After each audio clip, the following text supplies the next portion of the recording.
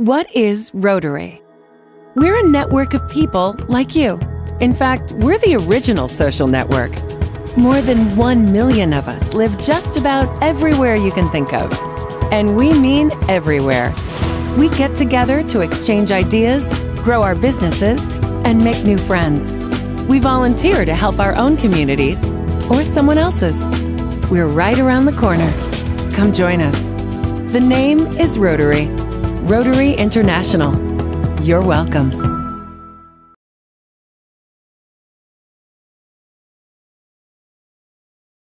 Got the old bell back. So it makes a lot of racket. I do appreciate that bell. I think we need to hack off the top of the other one and put it on this one, but we'll figure that out. Rotary Club of Tulsa is a great club where a bunch of good people come together and do great things around the city and around the world. So turn and greet somebody with a red badge real quick, or somebody you haven't said hello yet to. So I'm waiting on the chatter to die down a bit, and it's not, so I'm going to go ahead and ask you to get back to your seats. And what a delightful noise that is to hear everybody greeting each other and all the visitors that we have today. So we have a great long program today. We got a lot of stuff to cover, so let's go ahead and get started. For our invocation, I have the Rabbi Daniel Kamen. Song and pledge is Bill Miller, and visitor introductions is Carl Vincent. So now I'd like to ask Rabbi Kamen forward for our invocation. Good morning, and thank you for the invitation to be with you today. Thanks to Dr. Norm Simon for hosting me, and the opportunity to offer reflection, mindfulness, and gratitude.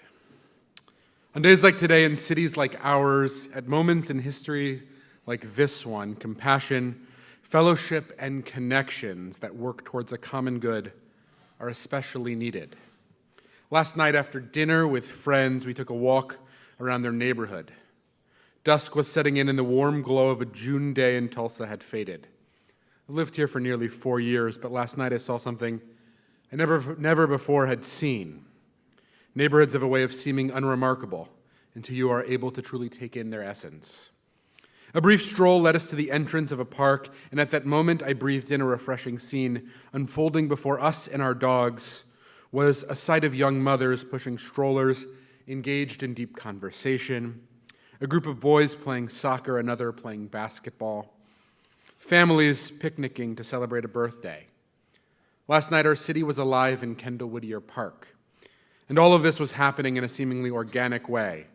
A community of individuals had simultaneously made this decision to ignore the risk of mosquitoes and spend their time outside in the shared public space of our city. Yet what strikes me now as I reflect on that scene is how much of that moment was not simply happenstance. Visionary leadership foresaw a need for generous public space. Park designers made the most of the available resources by implementing multi-use spaces. Someone's mowing that lawn, someone's keeping those lights on. It turns out that events in that park last night were also the result of leaders thinking thoughtfully about community. The work of building for a future is not a task one can set out on alone. We need each other. We need the strong bonds of civic and business leadership to think creatively and solve the problems of our city. We need communities and individuals to make use of what is available and partner to build the city we want for ourselves and our children. More and more, I've come to learn that our city is one of immense opportunity.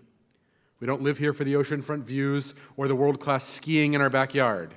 Tulsa is a place where people can come together to put service above self and truly make a difference in this world. Thank you for the good work you do. Thank you for our community and for our world. Thank you for making Tulsa alive with its potential opportunity. May the work you do together be strengthened by the bonds you build. May we all continually be surprised by the sights we see. May our eyes be open to a present and a future filled with compassion, fellowship, and connection. And let us all say, Amen, Amen.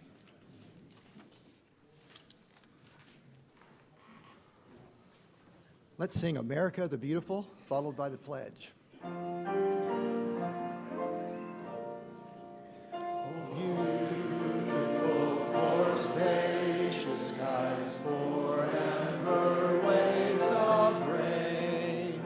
For her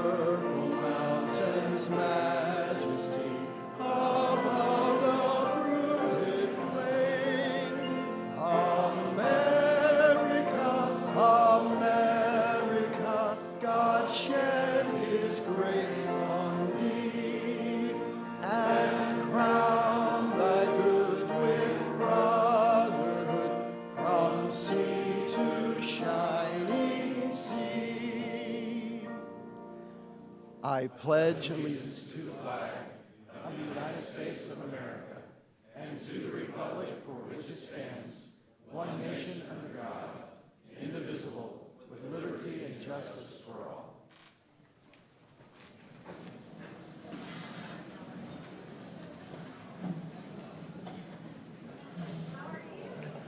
Thank you for joining us on this gorgeous Oklahoma day. I can't remember the last time we were this far into June with this kind of weather. It is awesome. Welcome to Rotary Club 2500 in District 6110. Today, first Rotarians and their guests will be introduced. If you'll stand briefly when your name is called so we can recognize you. If everyone will hold their applause until we've introduced all of the host Rotarians and their guests. Then we'll introduce visiting Rotarians. Join me in greeting them with a hearty hi Rotarian. And finally, we'll introduce some of our special guests today. Rotary host Monica Martin has Gwendolyn Bain here from the Tulsa Day Center for the Homeless. Host Tim Colwell is with Dan Billingsley from the Oklahoma Center for Nonprofits. Host Sandra Gardner is here with Sean Hill of Sean Hill Films. Distinguished host, John O'Connor is here with Matt Pinnell. He'll be running for Lieutenant Governor.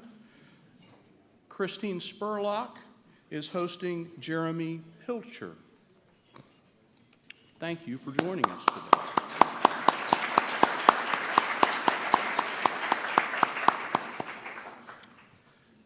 Visiting Rotarians today from Southeast Tulsa, we have Pat Mandeville.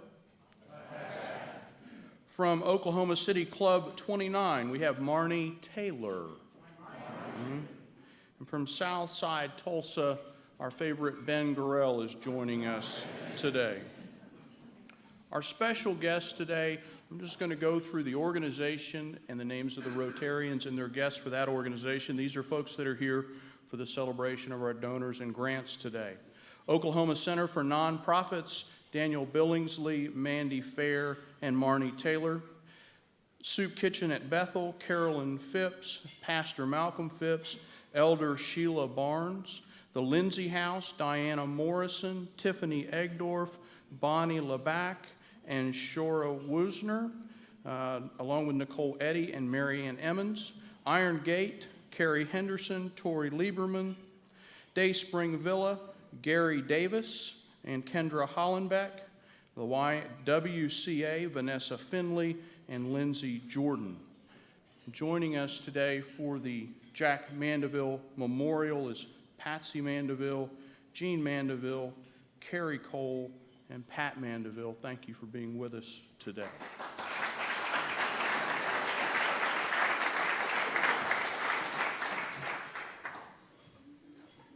Thank you very much, Carl, and welcome to all the visitors that we have. Special thanks goes out today, as you'll see on the screens throughout the program, to Bryant Bynum. Bryant and his agency, Blue View, has worked diligently to give us a new package, a new video package for our PowerPoints, and we're debuting that package today. So keep an eye out and be sure and give Bryant a big thank you. Also want to recognize this week's sponsors. We have two of them, Matthew Bristow with Clear Ridge, and Michael Hairston with Trust Company of Oklahoma. Let's give them a big hand.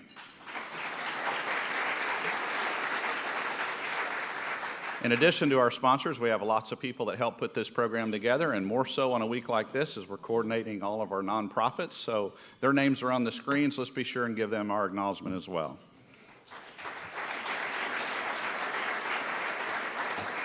This morning we have an order of business, so I'd like to invite those up that are going to introduce our budget for the vote.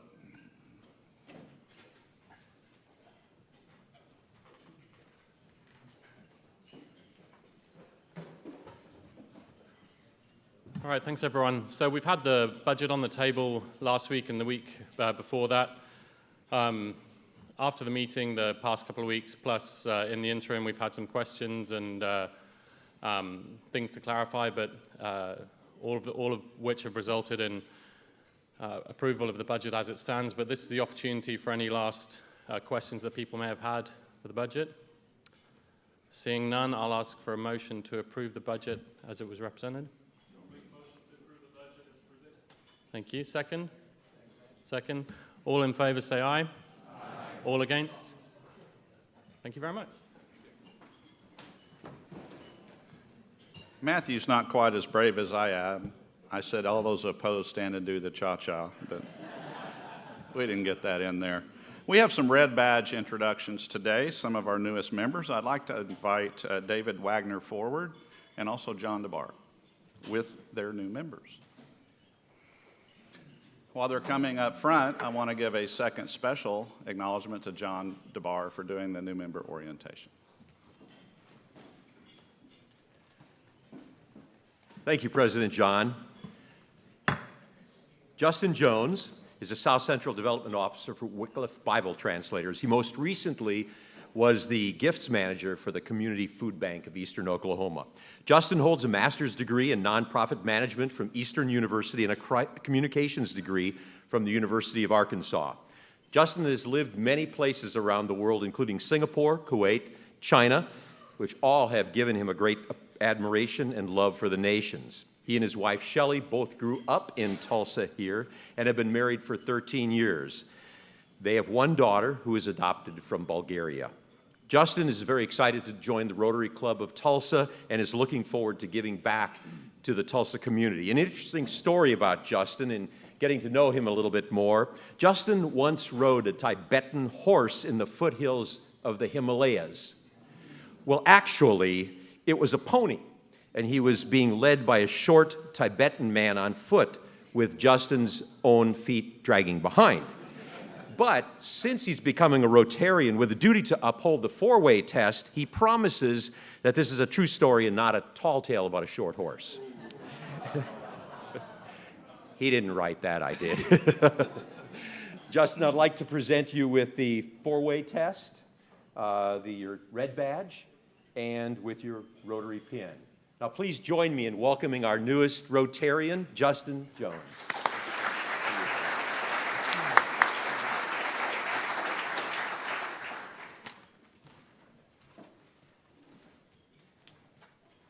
David, I got that one beat. Ladies and gentlemen of the Rotary Club of Tulsa, I'd like to introduce our newest member, Christina Spurlock. Christina is originally from Morris, Oklahoma. She now resides in Claremore, Oklahoma. She is an accounting supervisor for IMAX Corporation. She's been with IMAX for about 5.5 years, and of course, I told her John Raines can answer any question about Rotary. Christina holds a Bachelor of Science in Business Administration with a major in accounting from Rogers State University. Christina has 2 kids, Emma 4 and Tanner 7. The activities that she takes these kids to participate include baseball, softball, football, and this is where I beat you, David, mutton busting. Mutton busting. Now, I knew what mutton was, but I wasn't sure what the busting was. I thought, wow, Christina must be a tough mom. Mutton busting is a children's activity, and usually between about 4 and 8, where they ride sheep as a break-in to rodeo, bull riding, buck busting, and the whole bit. So, true by her roots of Morris and Claremore, Christina, I'd like to welcome you to the Rotary Club of Tulsa as a business accounting classification. Here is your 4-way test, and of course, your Rotary pin to wear proudly. Will you please, ladies and gentlemen, welcome our newest member, Christina Spurlock.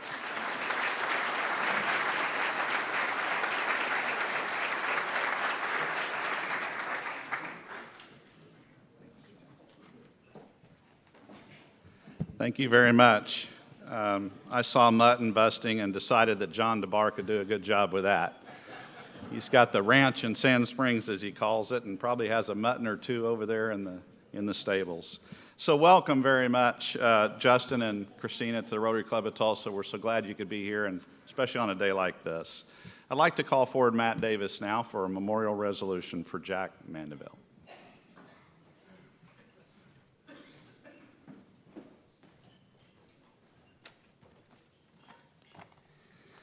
It's my honor to give this resolution. The Davis Inhofe family and the Mandeville family go back decades and are intertwined, and we all adore Jack.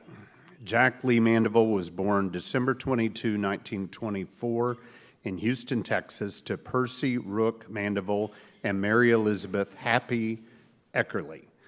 Percy worked for the Ford Motor Company, and following a move to New Orleans, Louisiana, the family settled in Oklahoma City in 1931, where Jack enjoyed a happy childhood with a beloved gang of friends to whom he was Jackie, among a gang of Stinkies, Reds, Butches, and Pudges.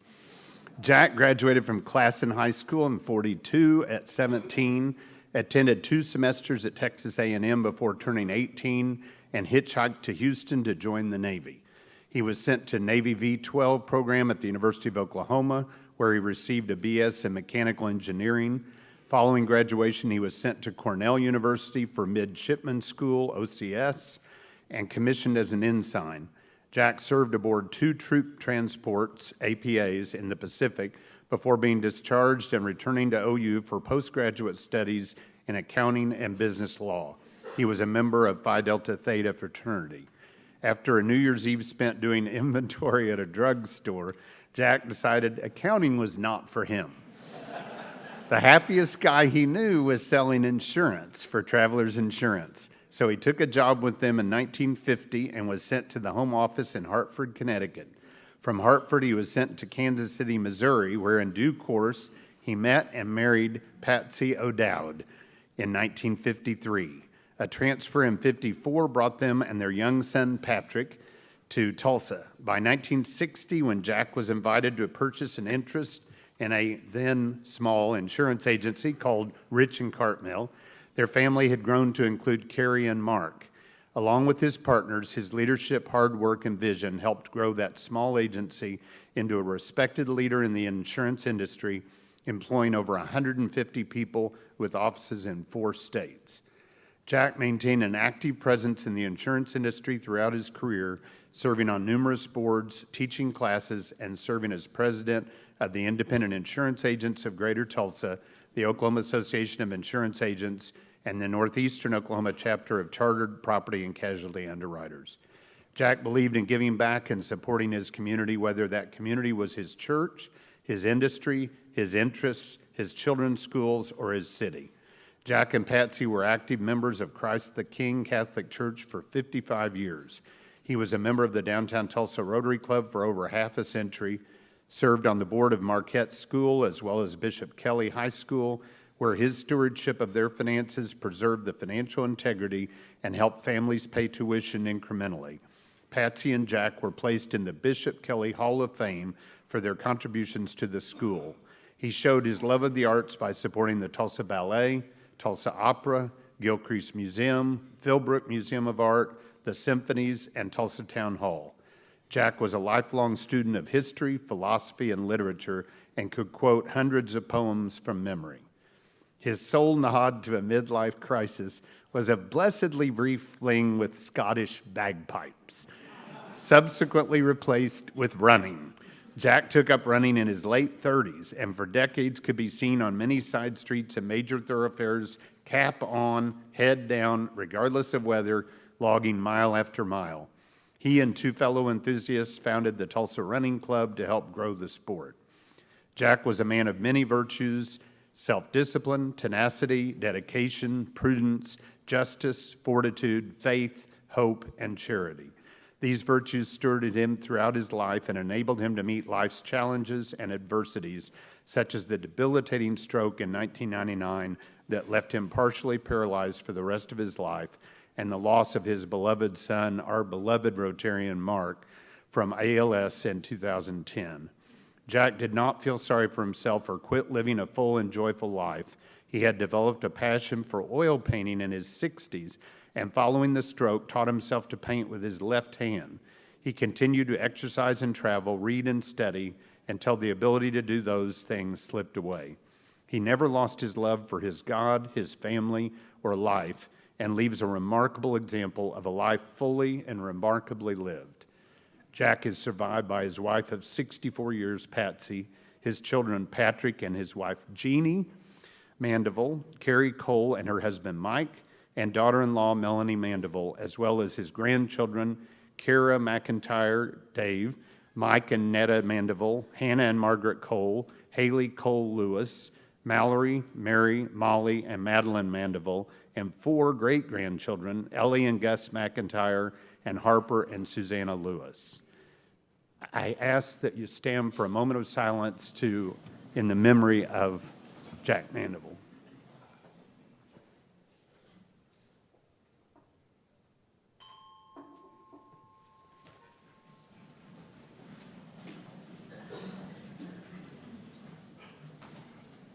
Thank you, Matt. And especially thank you to the family, the Mandeville family and extended family, for sharing him with us for so many years. And Rotary truly is family, and thank you for allowing us to borrow him on occasions. He was a real blessing in this club. We got word yesterday from Scott Winfrey that his father, Bill, passed away yesterday. I knew Bill a little bit, but what I didn't know is he joined Rotary in 1966. So Bill has been a very long-time member of this club, and please, there are cards on your tables to give that family your thoughts and prayers as well. Today, our primary speaker is the collection of nonprofits that we honored in the fall with donations to them for their works in the community. So we're celebrating all the donors today who have supported our club foundation, as well as the nonprofits that received those grants in the fall. So first, I want to take a moment and recognize our members who work tirelessly for nonprofit organizations that are members. So would you please stand in place, and let's give our members that are working for nonprofits a big round of applause.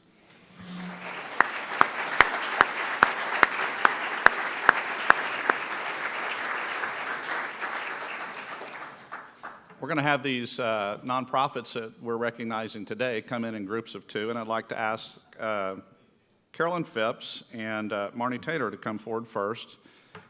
Carolyn is with the Soup Kitchen at Bethel. She'll tell you what we granted to them and about their organization, and Marnie will tell us about the Oklahoma Center for Nonprofits. Welcome, Carolyn. Thank you.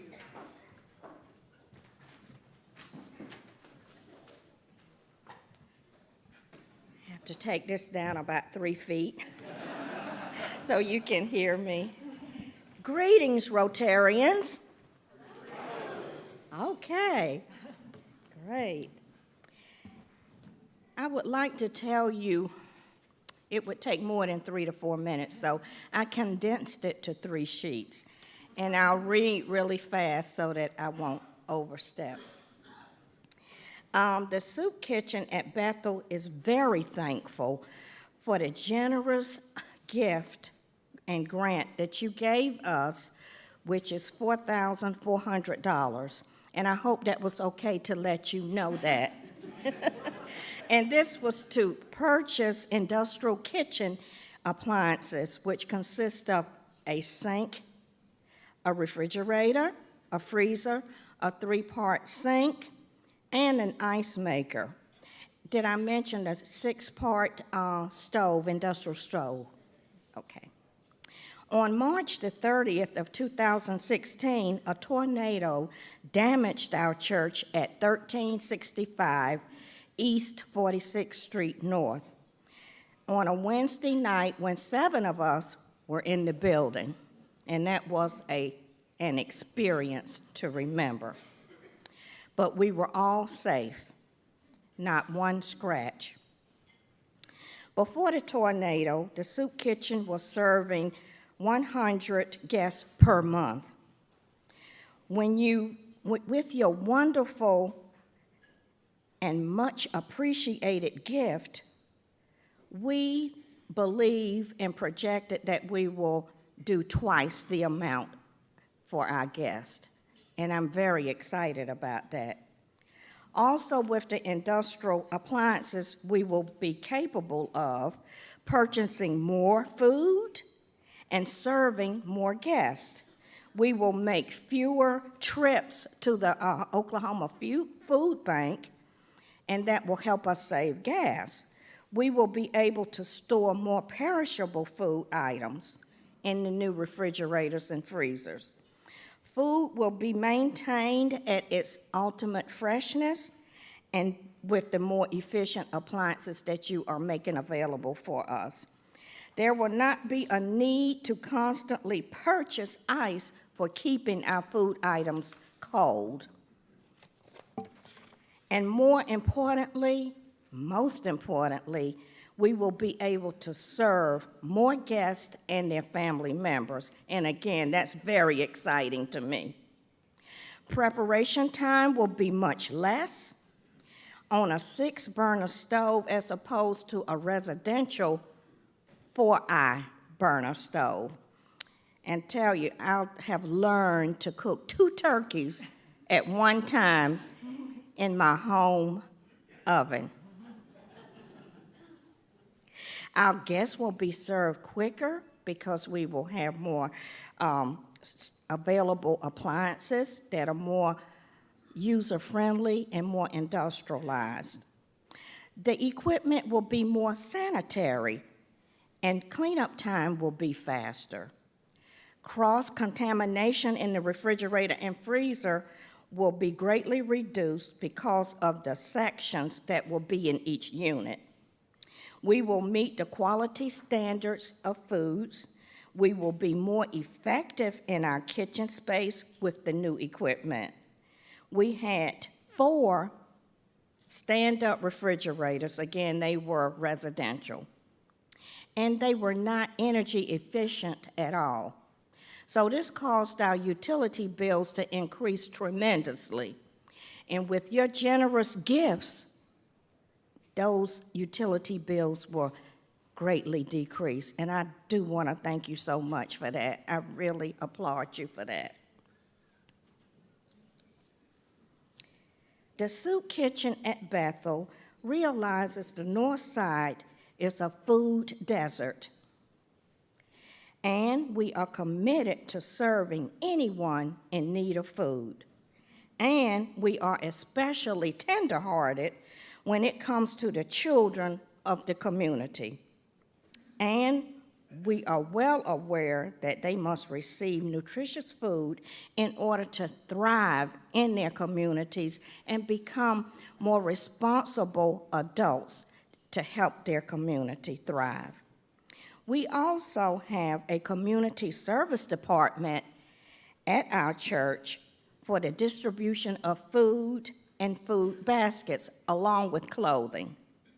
This is headed up by our elder, Sheila Barnes of Barnes Realtors.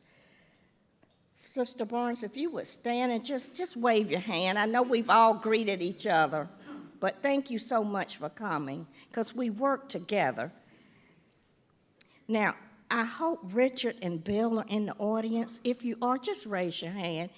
And you may not want me to know you're here because I worried you so much with the different phone calls. But thank you so much. I really appreciate you coming to the church and walking over 150 feet one way from the kitchen to the pantry with us.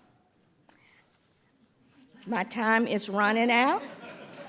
So, Rotarians, I invite you to come to our grand opening and help us serve those in the community. Again, thank you for giving me the opportunity to meet with you face to face. It's so much better than the telephone or emails. A great many lives will be changed because of you, the Rotary Club, and I just cannot thank you enough for what you have done for us. Thank you so very much.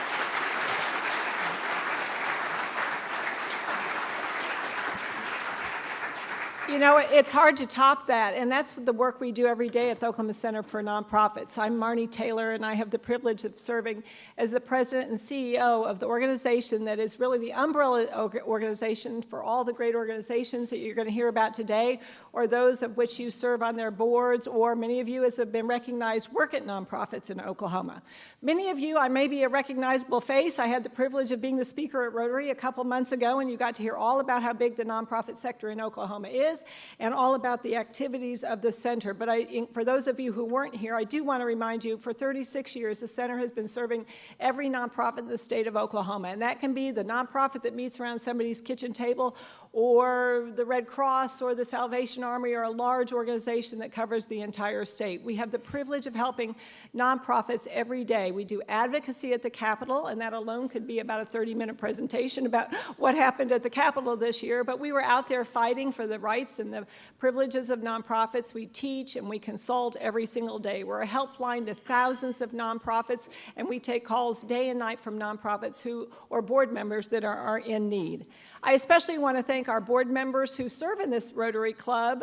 Tim Caldwell is here with us. Joe Moran is our past board chair and past board member, and Mandy Lemus is a recognizable face to many of you as well. So we get great board members from the Tulsa community. We're very appreciative of the commitment that Tulsa Rotary makes to the nonprofits. There's almost 4,000 nonprofits in Tulsa County. So you have a lot of opportunity to give your money away, and thank you for the generosity that you have towards so many of them. You know, the universities are really the brains of the community. The business community, which many of you are part of, is the backbone of the community, but the nonprofits are really the heart of the community and the heart of the state. We actually save lives every day at nonprofits. So thank you for the generous gifts that you have given us in financial area in order for us to upgrade our technology. Being a statewide organization, it's really hard to communicate with over 19,000 nonprofits in Oklahoma, get them to our training programs. We send out email blasts. We need great computers. We need fast internet. We need all the technology we have, as do all the nonprofits, to work efficiently. So thank you. I do want to let you know you're going to be seeing more of us, because we are very grateful to the Zero Foundation, and we are going to become a resident in one of the buildings. You've probably heard about the Legacy Plaza, and so we are being gifted 5,000 square feet of office space by the Zero Foundation. Yes. Along with several other great nonprofits. I don't know if I see anyone from Zero, but if you're here, thank you. But we are going to have a big footprint with incredible technology and training rooms for all the work we do. So thank you so much. Thank you for each of you who individually give to nonprofits. As my friend Mike Turpin says, if you ain't giving, you ain't living, and you all are doing that every day. So thank you.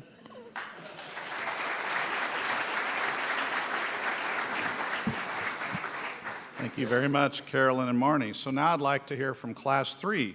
They're going to tell us a little about a Rotary project that we did in the community through our class project. So welcome them.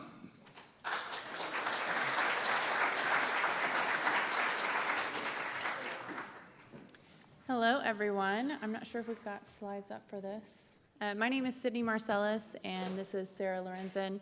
We have been working on the Class 3 project for the last 7 years. And many of you are probably familiar with the Buddy Bench. We heard about it and learned what the previous classes have done, and learned some more from OCCJ, which is the Oklahoma Center for Community and Justice. They have helped us tremendously with this project. They let us know that there were a few things that we could help with, being Rotarians, and we found where those things would merge. For those of you that don't know what a Buddy Bench is, you can go to the next slide. The benches are placed on all of the elementary schools that have them donated to them. These benches are meant to eliminate loneliness, foster friendships, anti-bullying, playing outside. It's supposed to promote all of these things and give a lasting benefit to the community, and also provide a safe area for children that may feel bullied or excluded. Go to the next one. Once we spoke to OCCJ, they let us know that there was curriculum that went with these benches. So we have actually donated benches to several elementary schools in the Tulsa area, but then they let us know there's curriculum that goes along with them. So we said, okay, well, Rotarians can help out with that. The different in the same curriculum actually is 6 weekly sessions. They have lessons, videos, there's books, and these books actually teach empathy and how to avoid stereotyping people. It opens a dialogue between students, teachers, counselors, and now future community leaders. It creates openness and trust between that leadership and the students. And it also provides community leaders for a positive impact. And so we thought, we've got a lot of community members in Rotary. Let's have those Rotarians come into the schools and teach this curriculum. And you can go to the next slide. This curriculum will prevent prejudice, bullying, it promotes fairness, awareness, respect, and empathy. It promotes diversity and inclusion and creates a very positive school climate. Okay, next slide, please. So this slide, speaking of the curriculum itself, this slide illustrates the power of that curriculum. This program builds students' awareness of stereotypes, of biases, racism, so that they can recognize unfair thinking and actions in themselves and others, something that doesn't necessarily come natural to a child. Next slide, please. So not only does this program benefit these students and build inclusivity, but it also benefits our club by enhancing our brand's exposure in these schools and throughout the community. This program gives our members the opportunity to directly affect our community in a positive way. And of course, this program builds goodwill and better friendships through its anti-bullying and inclusion message. Next slide, please. So this is just an example of the bench. Rest assured that the actual benches will have the words Rotary Club of Tulsa along with the logo. Next slide, please. So to summarize, the opportunities for us and for our club through this program are to, number one, volunteer to teach the curriculum to reach more students than OCCJ could reach alone. Number two, to be a visible supporter of fairness and inclusion in the community. And number three, to share our mission with children who are the future of our community and who are the future of this club. Next slide, please. So as you can see from this slide, the schools that will benefit this year are Key, Salk, Bell, and Jones Elementary. And our support also includes, as Sydney said, the purchasing of the kits to be taught with the curriculum.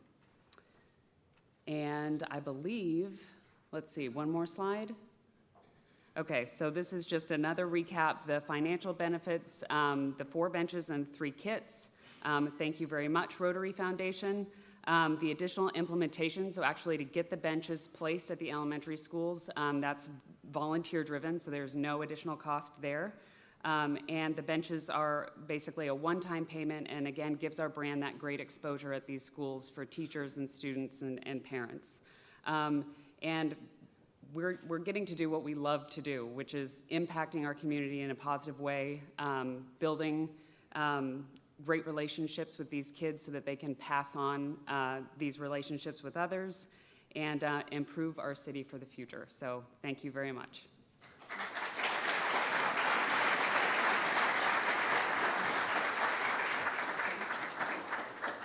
Thank you, Sydney and Sarah. We appreciate that effort, and that is the true Rotary spirit. So the Class 3, every class gets to do a project. Class 4 will be seated a little money from the foundation as well, and they'll go out in the community and do great things, so thank you very much.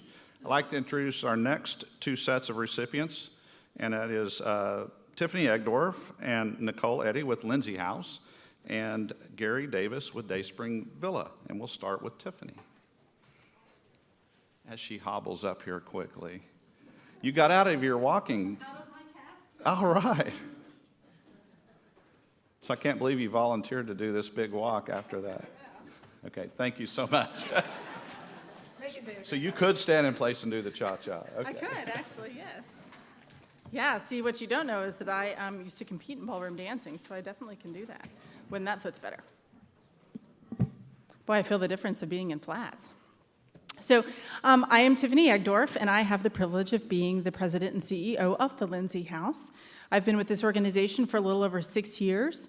We were established about 7 years ago, so I've been there for the bulk of our existence. Lindsay House is a long-term transitional living program for women with children.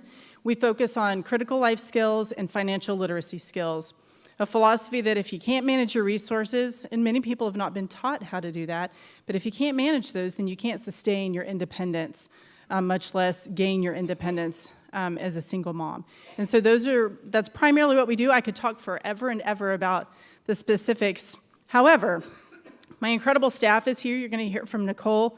I have other 2 staff members here and a couple of board members. Please visit our table. We'd also love to have you come for a tour, and we'll tell you anything and everything you'd like to know about our program, but 4 minutes isn't very long. So, one thing I do want to mention, however, is that since opening our doors 7 years ago, we've only seen the need for our services increase. And so while we're not super happy about that, of course, most nonprofits would tell you they'd love to be out of business because we are not needed to help, but that's just not the case. So, with an incredibly generous gift, again, from the Zara Family Foundation, we have been gifted an additional property with land, building, which needs to be renovated. So we are in the midst of a capital campaign to raise money to do that. Once that happens, we will go from being able to house and support 12 families at a time to 36 families at a time, and we are super excited about that. So I took a little Rotarian privilege, and in honor of our expansion, we have inscribed and brought a book to donate to our partner school, Celia Clinton, little construction information there that we'll turn over and donate. But the biggest part of what we do at Lindsay House is impact lives. The best way for you to understand that is to have somebody share their story with you, at least a bit of that story. So I have Nicole Eddy with me, who is one of our program graduates, and I'm happy to say she's also our newest employee, just celebrating a little over a year with us. And I'm pretty sure she's the boss most days. So Nicole's going to speak with you, and then I also have our board vice president, Bonnie LeBac, with us, and she's just going to share a couple of words with you as well. The money that you all donated to us through the foundation grants is very needed. We do provide individual, independent living apartments for each of our families, so they're fully furnished when they move in. And that includes appliances, refrigerators, stoves, that kind of thing. I know it's not super sexy, but it's incredibly needed to provide a loving and warm and safe place for our families. So your donation to us is going to help us replace some of those that are a little broken down and not working so well. So thank you for that. Nicole? Hi, guys. I thought you guys might be numbers people, so I thought I'd share some of my numbers with you. I spent 17 years in addiction, and I just celebrated 5 years clean and sober.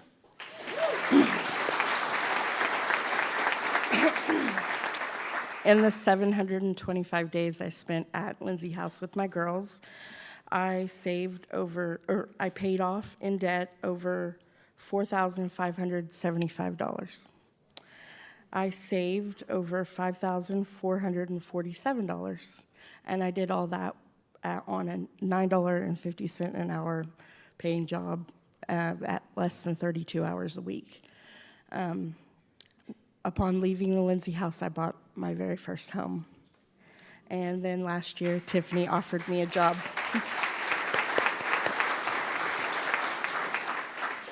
Last year, Tiffany offered me a job, and I thought, of course. I mean, what a wonderful way to give back to this wonderful organization that helped me turn my life around, and then I get to come and speak to people like you and tell my story. So it really does mean a lot. Every penny helps, and we really, really appreciate it. So thank you so much for letting me speak today.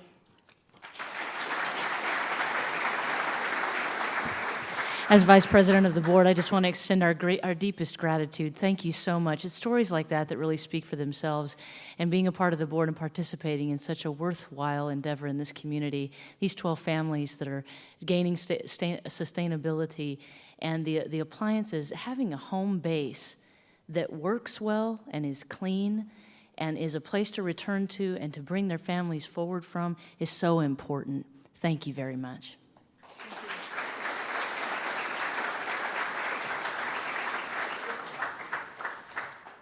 Well, thank you for having us here today, and thank you for the ways that the Rotary Club generously helps Tulsa be a better community. My name is Gary Davis, and I serve as the Development Coordinator for Dayspring Villa Women and Children's Shelter. And I'm glad to have our Community Relations Director with us as well. Karen, I can't say her name. Katie Hollenbeck is here with us, and Kendra Hollenbeck. I'm really dropping your name today. She's here, and we're thankful that she's here. I'll get your name better in the future. Kendra also coordinates our volunteers as well. It's a pleasure to share with you about the mission at Dayspring Villa and how the Rotary Club is helping us as we're working toward making a difference in the lives of women and their children. who are victims of domestic violence and human sex trafficking.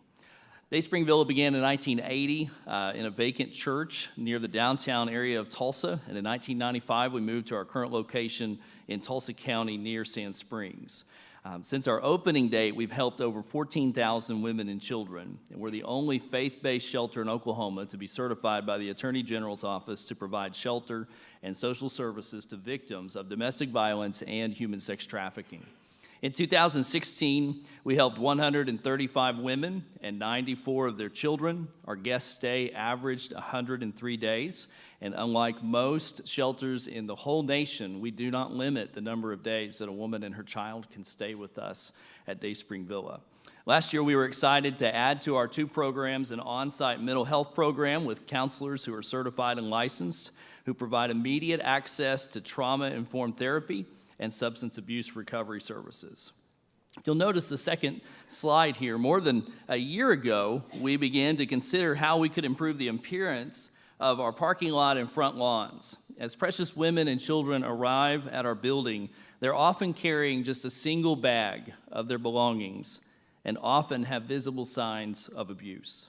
We wanted them to have a warm welcome at first sight. We assessed the exterior part of our building and searched for ways to make even our parking lot and entrance a better first impression to victims of abuse who are both frightened and brave at the same time. On our third slide, our front lawns were unlevel from years of erosion from poor water management as well as new construction projects. For security reasons, we had played it safe, not planting trees or anything that someone could hide behind. At Dayspring Villa, we plan for the safety of our staff and our guests, as sometimes abusers show up to harm those that are staying at the shelter. And still, we worked hard to find ways to resolve the erosion problems and create a colorful, warm, welcoming entrance for Dayspring Villa. During the bid process, we met a contractor who instantly had a heart for the project and for the women and children and staff at our shelter. I don't know if you've ever been with a person when they see a vision that you've not yet seen and they're already enjoying it before the board chooses them as the contractor. But that's what happened with Scott Honeyman in this project. And we needed some extra funds to complete the project, and so I submitted a grant to the Rotary Club of Tulsa, and thankfully the request was approved. On the fourth slide, we were able to start the project last winter, and by spring we had flowers and plants blooming in our front lawns. Currently, we're enjoying a variety of plants that are growing and offering an inviting appearance to our building. The landscaper thoughtfully included vegetation that would be in bloom all year long to provide color and warmth. As a guest arrives, whether it's a mother and her children who have stayed the night in her car for a couple of nights, or a human sex trafficking victim who's arriving with law enforcement and beginning to imagine a new life. On the sixth slide, we pray that the view of a victim through her window is that she will see the colors of a Japanese maple. She'll have a sense, even a hint of hope, that she has found a safe place to rest, heal, and dream of a brand new life. Thank you very much for helping us provide hope to women and children who have often never known the feeling of being cared for, wanted, or enjoyed. Together, because of your support, we're empowering these precious guests to discover new, vibrant lives that are free of abuse.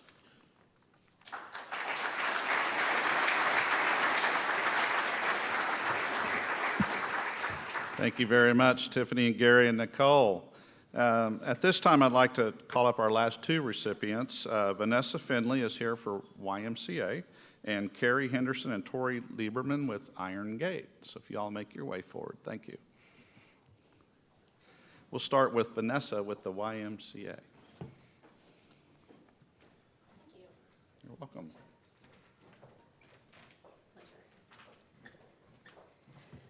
Just one correction, I'm actually with the YWCA, and we know at the YWCA we say the W makes the difference. So my name is Vanessa Finley, and I am the proud CEO of YWCA Tulsa.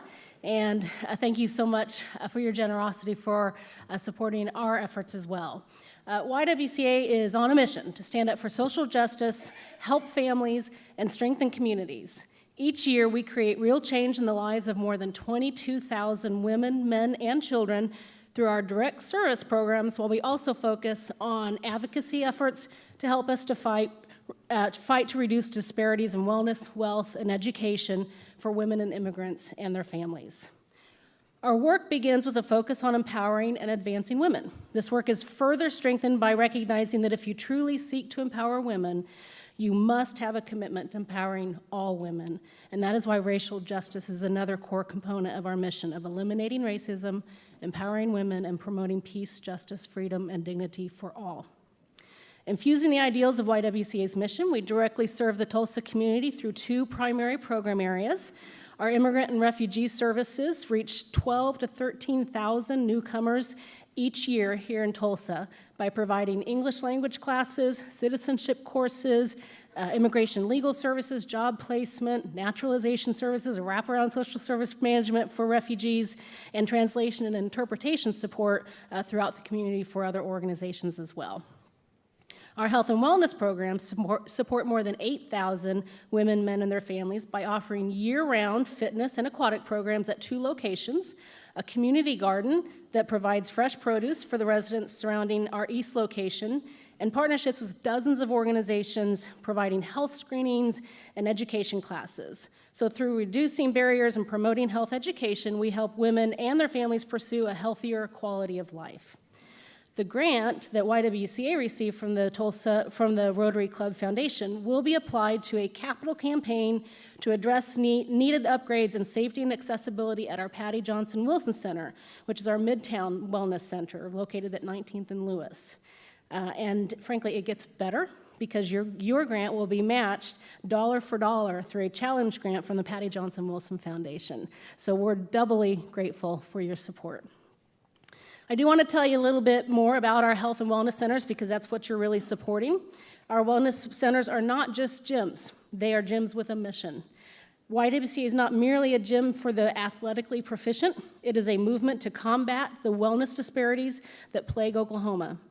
YWCA believes to achieve improved wellness in a state that ranks near the bottom in nearly every major health category in the nation, we must make our facilities accessible to all. So for people like Ann. I also have a story about one of our members. Ann is a member at YWCA Patty Johnson Wilson Center, and all she wants to do is to be able to play with her grandchildren. Ann suffers from a multitude of comorbidities, including obesity, arthritis, diabetes, and hypertension, and some days it's a struggle just to get out of the bed in the morning, much less go to the gym. Ann tried all those crash course diets and has a long list of failed New Year's resolutions to work out more, but it's not for lack of trying. It is just sometimes gyms can feel like the least welcoming place in the world for people who need them the most.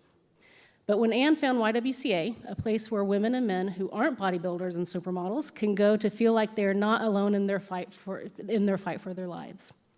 For Ann, it started with walking laps in the pool and aquatics fitness classes certified by the Arthritis Foundation. Soon she was working with a YWCA trainer and walking on the treadmill. Next, she started taking Zumba classes, and she actually started yoga.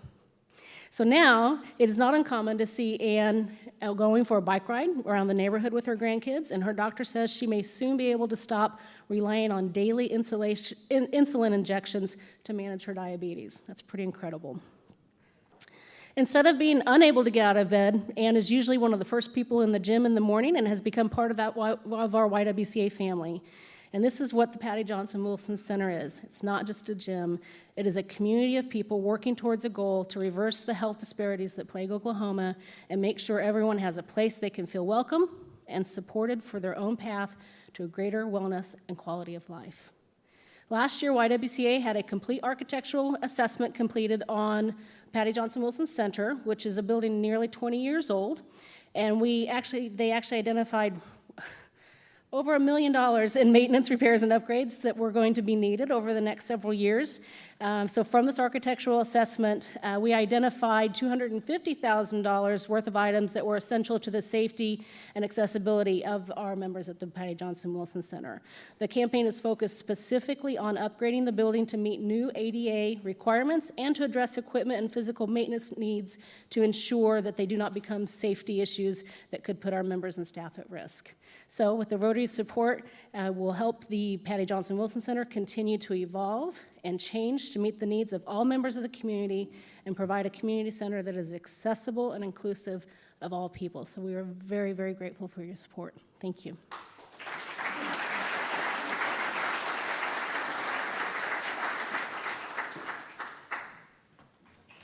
Okay, we're in the home stretch.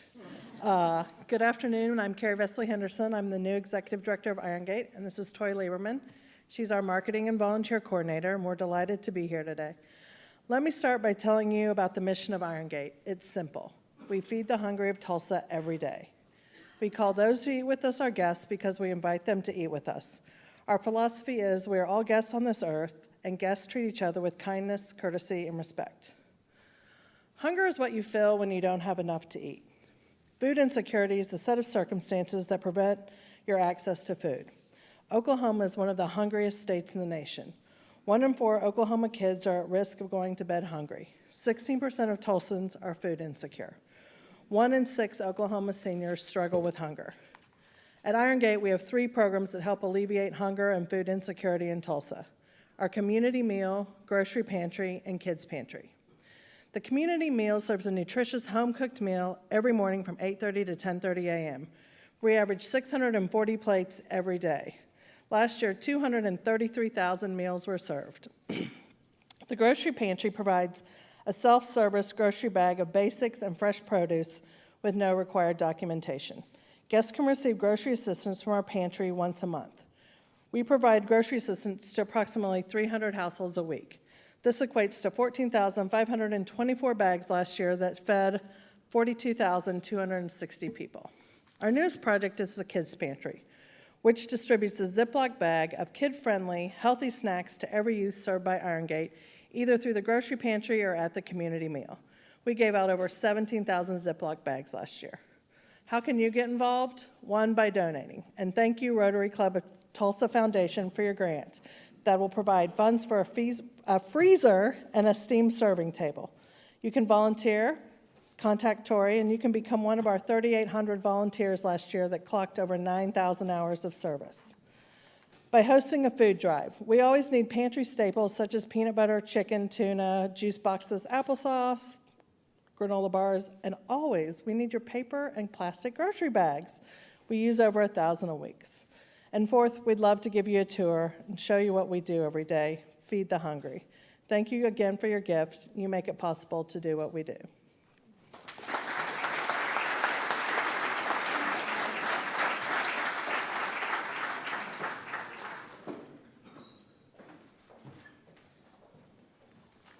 So I'm going to ask Dell and Tom to come forward, and they're going to recognize some of the pillars of our community foundation giving.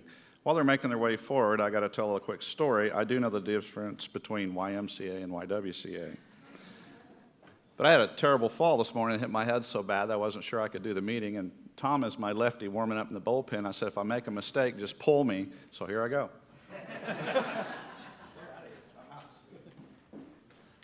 Thank you, President John.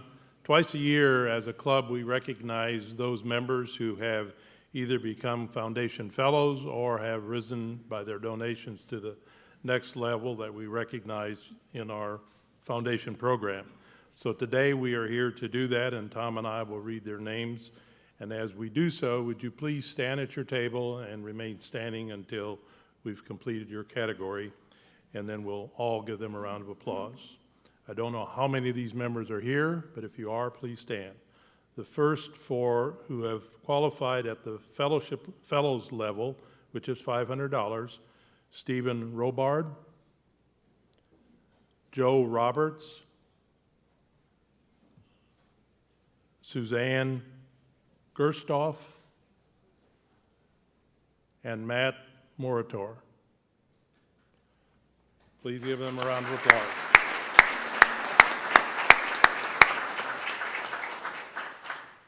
Next, for our Bronze Fellow Award for contributions $2,500 up to $7,500, Casey King and John Crouch.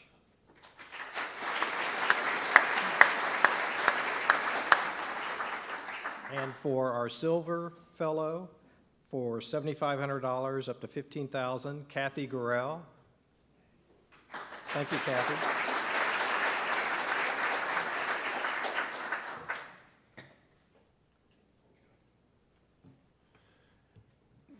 And for our gold level, which is 15,000 and up, Sandra Mullins.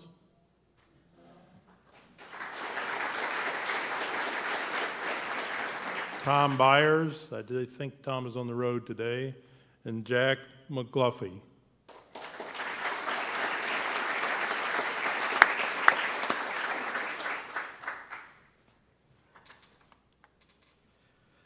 And it's our honor on behalf of the Club Foundation trustees to present our Club Foundation's highest level of giving award, the Pillar of the Community Fellow, recognizing contributions to our club in excess of $50,000. And please give a warm welcome for this recipient, Graydon Yohe. Please come forward.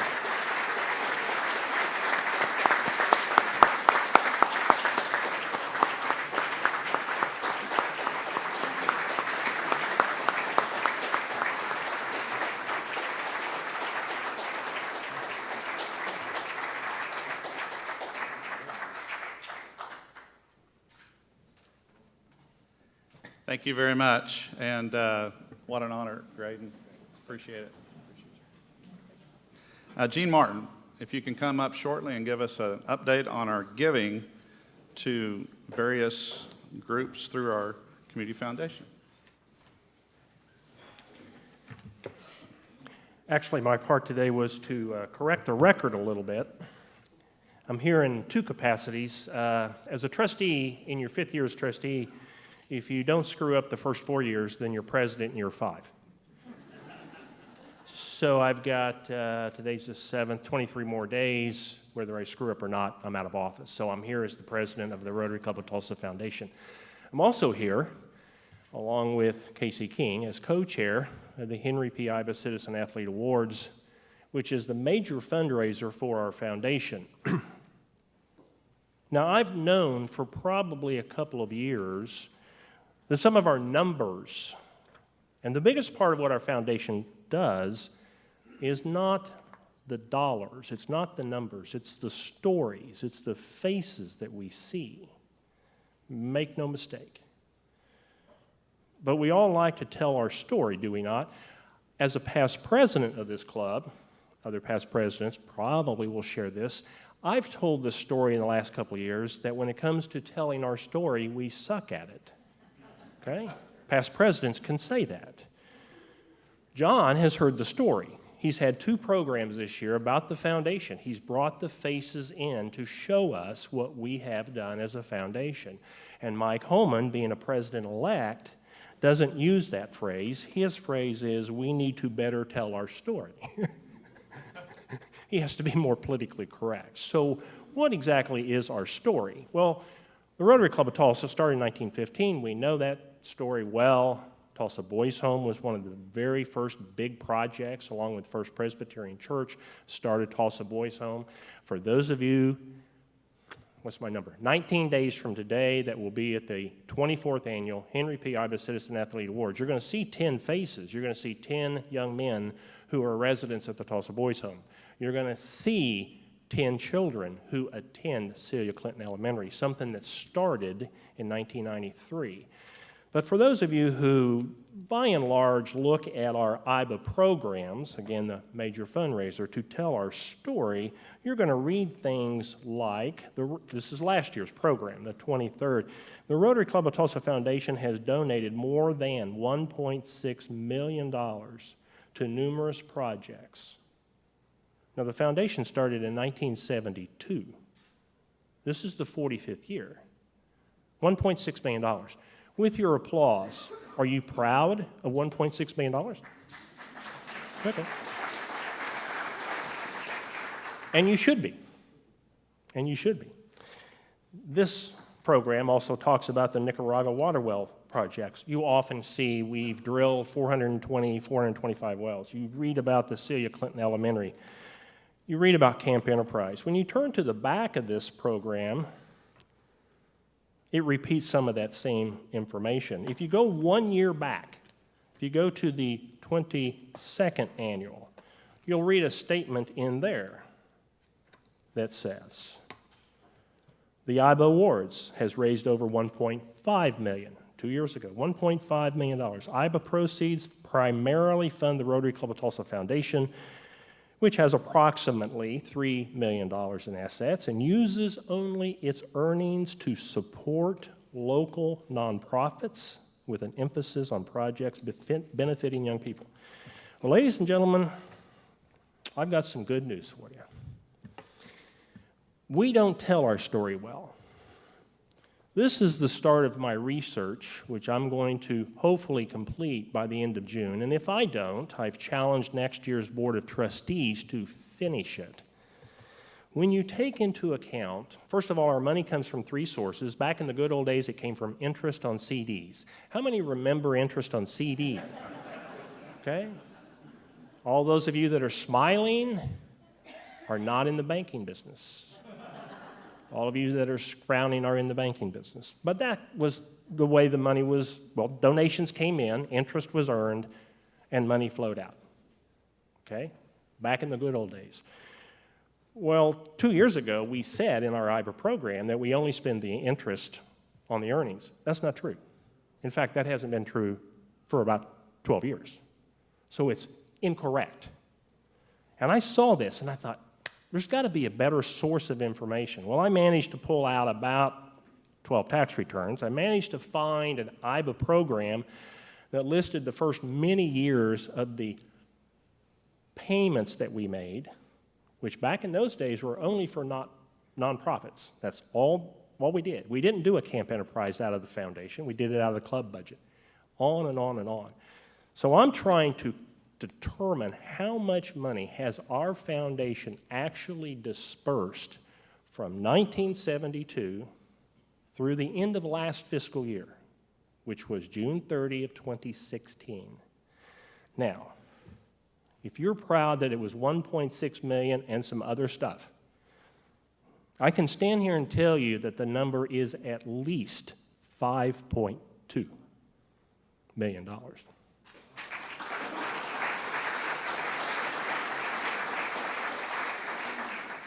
And with the same conviction, I can tell you that 6 tax returns haven't been found, so the number's higher. That's probably maybe another $300,000 to $400,000 to add to 5.2.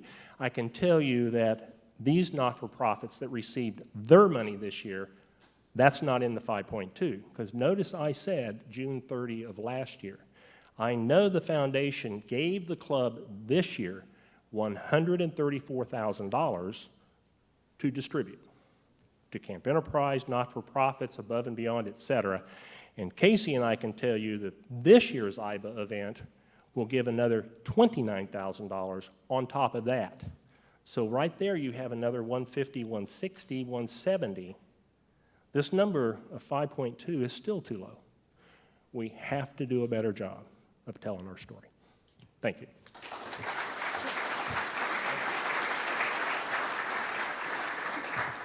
So I got a free iPhone 7 out of this deal. What a great club. I'm going to ask Catherine to come forward. She's going to draw a 50-50 ticket from her table on our way up. I'm going to tell you we have 3 great upcoming programs. The reason they're great, they're the last 3 of the year. Mimi Teresh will be here June the 14th with Women in Recovery. Dino Lally, Discover Oklahoma. And June the 28th, I have no stinking idea. But it will be steak. So be sure on your tables there's a registration for Steak Day. We want to make sure that if you like steak, you get one. So sign up not only your guests, but yourself and register for Steak Day. So on our 50-50, we raise money for the International Foundation. Our pot's up to $17 or so. The Jack of Diamonds is on the bottom. Let's draw a ticket. Oh, so hello everybody. Gosh, I hate being rushed through like my last 3 meetings, but I'll hurry. I think you guys are off the rest of the afternoon anyway.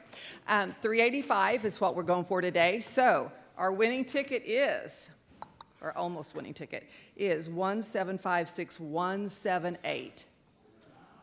All right. Look, that girl has a whole strip. And she's trying to peddle raffle tickets to MSNI, so. I told Barney I wasn't going to buy them because I had to get out of here at 1. Oh. I'm, of course, still here because he talked me into buying them, so I'm going to get it today. It worked. Okay, well, just take the money. Just Barney, which one? Wait a Go for it. Oh. Diamond, thank you. Okay, thank you very much. Everybody. Remember, you just have a few more weeks to help me raise money for all of these gifts that we've been giving out, right? All right. Thank you. Thank you, Catherine, and thank you all for staying. And what a wonderful club we have. What a wonderful community we have. Be sure and stop by the organization booths, and we are adjourned.